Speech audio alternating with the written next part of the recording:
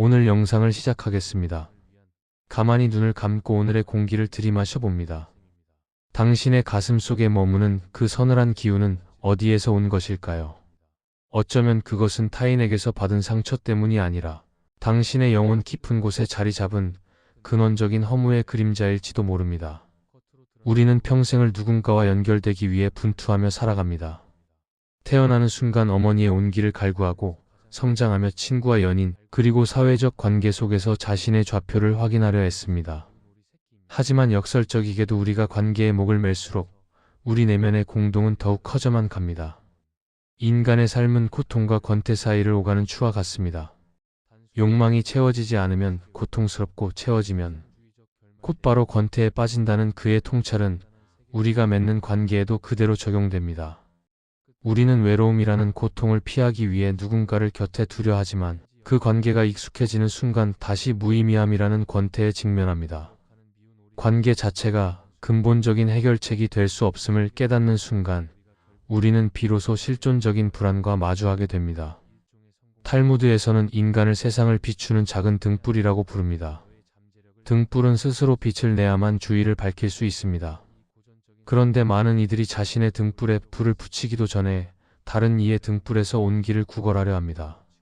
내 안에 심지가 없고 기름이 없는데 타인의 불꽃이 나의 어둠을 영원히 거두어 줄 것이라 믿는 것이지요. 이것이 바로 우리가 경험하는 관계의 취약성이 시작되는 지점입니다. 내가 단단하게 서 있지 못한 상태에서 맺는 관계는 모래 위에 쌓은 성처럼 파도 한 번의 흔적도 없이 사라질 준비를 하고 있습니다. 마르틴 하이데거는 인간을 이 세상에 던져진 존재라고 정의했습니다. 우리는 선택하지 않은 시공간에 던져졌고 그 안에서 죽음을 향해 달려가는 존재들입니다. 이 근원적인 피투성은 우리를 늘 불안하게 만듭니다. 이 불안을 잊기 위해 우리는 타인과 섞이고 군중 속으로 숨어듭니다. 익명의 그들이 하는 말을 따라하고 그들이 옳다고 믿는 가치를 쫓으며 나라는 고유한 존재를 상실해갑니다. 하지만 침대에 누워 불을 끄는 그 순간 군중의 소음이 사라진 자리에 다시금 고개를 드는 것은 나는 누구인가라는 시린 질문입니다. 관계를 맺는 행위가 우리의 실존적 고통을 덜어줄 것이라는 환상을 내려놓아야 합니다. 에크하르트 톨레는 우리가 고통을 겪는 이유가 지금 이 순간에 머물지 못하고 과거의 상처나 미래의 불안에 마음을 빼앗기기 때문이라고 말합니다. 관계에서의 허무는 대개 상대를 있는 그대로 보지 않고 내가 만든 상상 속의 이미지로 대할 때 발생합니다. 상대를 나의 공허를 채워줄 도구로 여기는 순간 관계는 해체되기 시작합니다. 상대는 나의 갈증을 해소해줄 생명수가 아니라 나와 마찬가지로 갈증을 느끼며 사막을 걷고 있는 또 다른 여행자일 뿐입니다. 장폴 사르트르는 타인은 지옥이다라는 다소 극단적인 표현을 남겼습니다. 이는 타인의 시선이 나를 하나의 고정된 객체로 박제해버리기 때문입니다. 우리는 타인의 시선 속에서 자유를 잃고 그들이 원하는 모습으로 연기하며 살아갑니다. 이러한 연기가 길어질수록 우리는 관계 속에서 극도의 피로감을 느끼며 결국 관계를 방치하거나 스스로 끊어버리는 선택을 하게 됩니다. 삶의 무의미함은 바로 이 연극이 끝난 뒤의 허탈함에서 옵니다. 내가 아닌 모습으로 사랑받으려 했던 그 모든 노력이 물거품처럼 느껴질 때 우리는 관계의 취약성 앞에 발가벗겨진 채 서게 됩니다. 탈무드의 랍비들은 가르칩니다. 너의 이웃을 내 자신처럼 사랑하라. 이 문장의 핵심은 이웃을 사랑하는 데 있는 것이 아니라 내 자신처럼에 있습니다. 자기 자신을 진정으로 사랑하고 수용하지 못하는 사람은 타인을 사랑할 자격도 능력도 없습니다. 자신을 혐오하는 자의 사랑은 타인에게 가해지는 폭력이 되기 쉽고 자신을 방치하는 자의 관계는 타인에 대한 집착으로 변질됩니다. 당신이 지금 관계 때문에 힘들다면 잠시 타인에게서 시선을 거두고 당신의 내면을 들여다보아야 합니다. 당신의 마음밭에 잡초가 무성하지는 않은지 물을 주지 않아 갈라져 있지는 않은지 살펴야 합니다. 현대인들이 겪는 공황과 불안은 단절에서 기인합니다. 자연과의 단절, 타인과의 단절, 그리고 무엇보다 자기 자신과의 단절입니다. 헨리 데이비드 소로우는 월든 호숫가에서 홀로 살며 나는 고독만큼 친해지기 쉬운 동료를 찾지 못했다고 고백했습니다. 그는 물리적인 고립 속에서 오히려 우주와 연결되는 충만함을 경험했습니다. 우리가 느끼는 상실감은 관계의 숫자가 적어서가 아니라 단 한 명과도 영혼의 대화를 나누지 못하고 있기 때문입니다. 그 첫 번째 대화 상대는 반드시 당신 자신이어야 합니다. 지금 편안한 자세로 누워있는 당신에게 묻고 싶습니다. 당신은 언제 마지막으로 자신에게 괜찮니? 라고 물어봐 주었나요? 세상의 소란에 귀 기울이느라 당신 영혼의 울음소리를 외면하지는 않았나요? 우리가 관계를 해체하거나 방치하는 이유는 어쩌면 더 이상 상처받고 싶지 않다는 방어기 제일지도 모릅니다. 하지만 상처받지 않기 위해 마음의 문을 걸어 잠그는 것은 겨울이 두려워 봄을 거부하는 것과 같습니다. 니체가 말했듯 위험하게 살라. 는 말은 관계의 상처를 두려워하지 말고 그 소용돌이 속으로 뛰어들어 당신의 단단한 자아를 단련하라는 뜻이기도 합니다. 인생의 무의미함은 우리가 부여하는 의미에 따라 얼마든지 달라질 수 있습니다. 관계가 당신을 구원해 줄 것이라는 기대를 내려놓는 순간 역설적으로 진정한 관계가 시작됩니다. 상대에게 아무것도 바라지 않고 그저 그가 그곳에 존재한다는 사실만으로 감사할 수 있을 때 관계의 불안정성은 사라집니다. 그것은 더 이상 결핍의 결합이 아니라 충만함의 공유가 되기 때문입니다. 우리는 흔히 무언가를 소유함으로써 나의 가치를 증명하려 합니다. 좋은 직장, 넓은 집, 나를 사랑해주는 완벽한 연인, 그리고 타인의 아낌없는 칭찬들. 하지만 에리 프롬은 그의 통찰에서 경고했습니다. 소유하는 삶은 언제나 불안할 수밖에 없다고요. 내가 가진 것을 잃어버리는 순간 나의 존재 자체도 사라질 것 같은 공포에 휩싸이기 때문입니다. 반면 존재하는 삶은 무엇을 가졌느냐가 아니라 내가 지금 이 순간 어떤 상태로 깨어 있느냐에 집중합니다.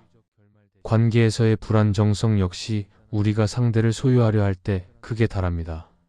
마르쿠스 아우렐리우스는 그의 명상록에서 이렇게 썼습니다. 우리의 삶은 우리의 생각이 만드는 것이다. 당신을 괴롭히는 것은 상대방의 차가운 말 한마디가 아니라 그 말을 수만 번 되새기며 스스로를 채찍질하는 당신의 생각입니다. 내려놓기 연습의 첫걸음은 바로 이 생각의 고리를 끊어내는 것입니다. 탈무드에는 세상에서 가장 강한 사람은 자기 자신을 이기는 사람이라는 말이 있습니다. 여기서 자신을 이긴다는 것은 욕망을 억누르는 것이 아니라 요동치는 자신의 마음을 가만히 지켜볼 줄 아는 힘을 의미합니다.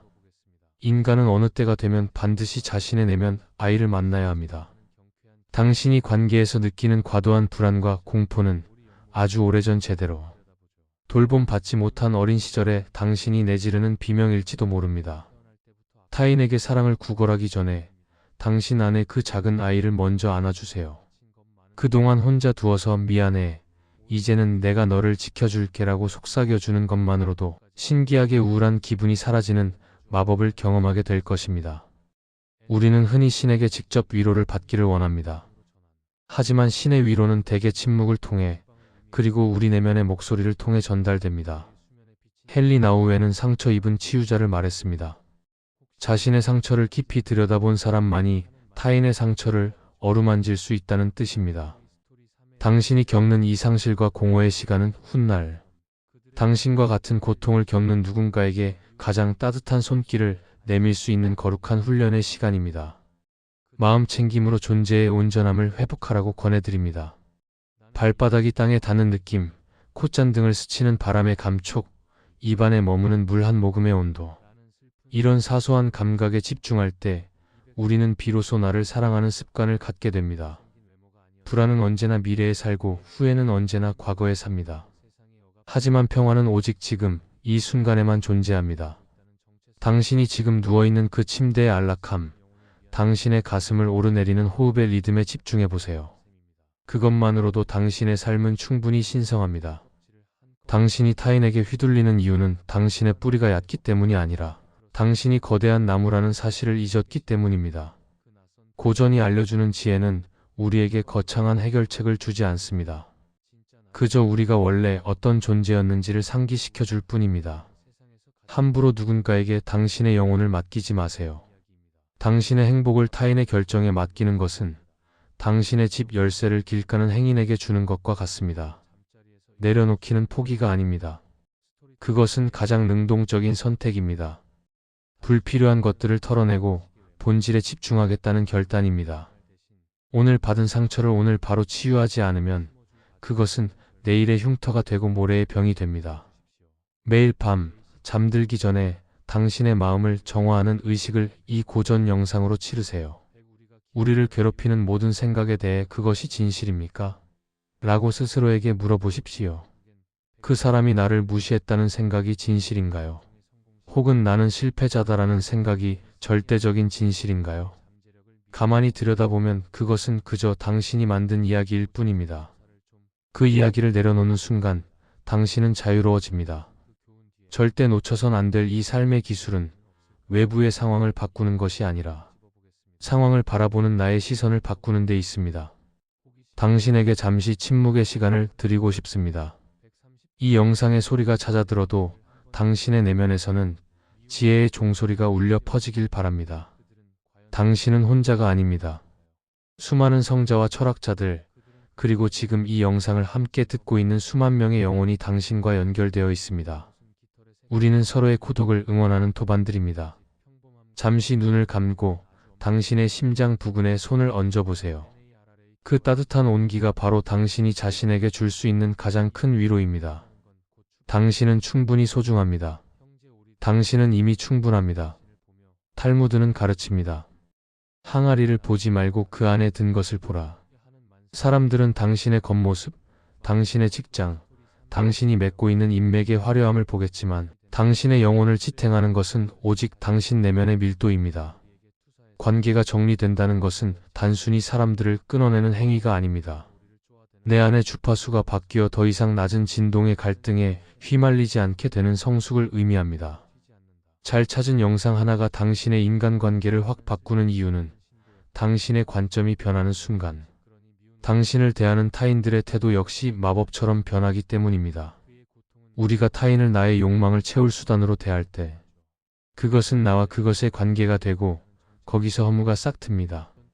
하지만 상대를 그 자체로 온전한 인격체로 마주할 때 나와 너의 거룩한 만남이 이루어집니다. 2026년, 당신의 인간관계가 정리되길 원한다면 먼저 당신 자신을 그것이 아닌 너로 대접하십시오. 스스로를 소모품처럼 부리지 말고 가장 귀한 손님을 모시듯 당신의 몸과 마음을 정성껏 보살피는 루틴을 만드십시오. 우리가 함께 만들어갈 흔들리지 않는 삶의 루틴은 아주 사소한 것에서 시작됩니다. 그것은 단순하고도 단호한 일상을 구축하는 것입니다.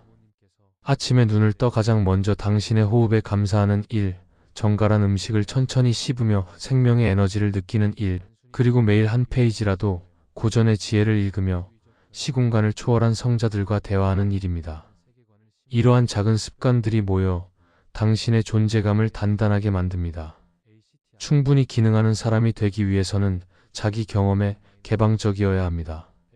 고통이 오면 고통을, 기쁨이 오면 기쁨을 있는 그대로 느끼십시오. 불안증과 공황의 파도가 밀려올 때 그것을 억누르려 하기보다 지금 내 몸이 나에게 쉬라고 신호를 보내고 있구나라고 부드럽게 수용해 보십시오. 그러면 수용 전념 치료의 핵심처럼 통제할 수 없는 것을 통제하려는 시도를 멈출 때 비로소 진정한 통제권이 당신에게 돌아옵니다. 당신에게 꼭 필요한 것은 세상의 수만 권의 책이 아니라 당신의 가슴을 관통하는 단 한 줄의 진실입니다. 저는 그것을 내면의 필독서라고 부르고 싶습니다. 그 문장은 당신이 가장 힘들 때 당신을 일으켜 세우는 지팡이가 될 것입니다. 루미는 말했습니다. 당신이 찾는 것은 당신을 찾고 있다. 당신이 그토록 갈구하던 평화와 사랑은 밖에서 오는 것이 아니라 당신이 스스로를 온전히 받아들일 때 안에서 솟구쳐 오르는 것입니다. 우리가 관계에서 상처받는 이유는 타인의 얼굴 뒤에 숨겨진 그들의 고통과 연약함을 보지 못했기 때문입니다. 나를 아프게 한 그 사람 역시 사실은 자신의 허무와 싸우고 있는 가련한 존재임을 깨닫는 순간 미움은 연민으로 변합니다. 수용은 상대를 위한 것이 아니라 내 영혼의 짐을 덜어내기 위한 가장 이기적이고도 거룩한 선택입니다. 절대 놓쳐선 안 될 이 지혜를 가슴에 새기십시오. 랄프 waldo 에머슨은 자기 신뢰를 강조하며 우리 각자가 우주의 통로라고 믿었습니다. 당신이 가진 독특한 빛을 세상의 잣대에 맞춰 흐리게 하지 마세요. 사업에 실패했나요? 가족 관계에 어려움이 있나요? 그것은 당신의 본질을 훼손할 수 없습니다. 금은 진흙 속에 있어도 금이듯 당신의 가치는 상황에 따라 변하지 않습니다. 이 확신이 있을 때 당신은 비로소 흔들리지 않는 삶의 주인이 됩니다. 2026년은 당신에게 어떤 해가 될까요? 저는 단언컨대 올해가 당신의 인생에서 가장 후회 없는 해가 될 것이라 믿습니다. 왜냐하면 당신은 이제 밖으로 향하던 시선을 안으로 돌렸기 때문입니다. 버려야 채워지는 마음의 공간을 이해했고 소리 없이 찾아오는 내면의 그림자와 친구가 되는 법을 배웠기 때문입니다. 지금 당장 시작해야 할 나를 사랑하는 습관은 하루 중 단 10분이라도 온전히 당신 자신만을 위한 침묵의 시간을 갖는 것입니다. 인간의 모든 고민은 인간관계에서 비롯되지만 동시에 모든 행복 역시 관계 속에서 피어납니다. 다만 그 관계의 중심에 타인의 인정이 아닌 자기 공헌이 있어야 합니다. 내가 누군가에게 도움이 될 수 있다는 감각, 그것이 우리를 허무에서 건져 올리는 가장 강력한 밧줄입니다. 거창한 일이 아니어도 좋습니다. 곁에 있는 사람에게 따뜻한 말 한마디를 건네는 것, 길가에 핀 꽃 한 송이의 마음을 머무는 것, 그것이 바로 살아있는 명상이며 기도입니다. 영상을 마무리하며 이제 당신의 호흡은 한결 편안해졌을 것입니다. 눕거나 편안한 자세로 이 목소리를 듣고 있는 당신의 모습이 참으로 아름답습니다. 상실과 공허는 채워지기 위한 준비 과정일 뿐입니다. 어쩌면 당신이 몰랐던 책 속의 위로보다 더 큰 위로는 이 모든 이야기를 묵묵히 듣고 고개를 끄덕이는 당신의 마음 그 자체입니다. 탈무드의 지혜는 마지막으로 우리에게 묻습니다. 지금이 아니면 언제란 말이냐? 내일로 미루지 마십시오. 바로 지금 당신 자신을 용서하고 당신의 삶을 껴안으십시오. 오늘 받은 상처는 이 영상과 함께 씻겨 내려갔습니다. 당신의 밤은 이제 고요한 안식의 시간이 될 것입니다. 이 영상이 당신의 2026년을 바꾸는 결정적인 계기가 되기를 바랍니다. 잘 찾은 영상 하나가 인생을 바꾼다는 말, 그것은 바로 당신이 이 메시지를 자신의 것으로 소화했을 때 현실이 됩니다. 당신의 인간관계가 정리되고 마음의 근육이 단단해지는 그 여정에 제가 늘 함께하겠습니다. 당신은 지혜롭고 성숙한 존재입니다. 당신은 이미 충분히 아름다운 영혼을 가진 단독자입니다. 오늘 영상을 마치겠습니다. 편안하고 깊은 잠 속에 당신의 영혼이 푹 쉬기를 기도합니다. 구독과 좋아요는 더 많은 사람들에게 삶의 지혜를 넓혀주는 길이 됩니다.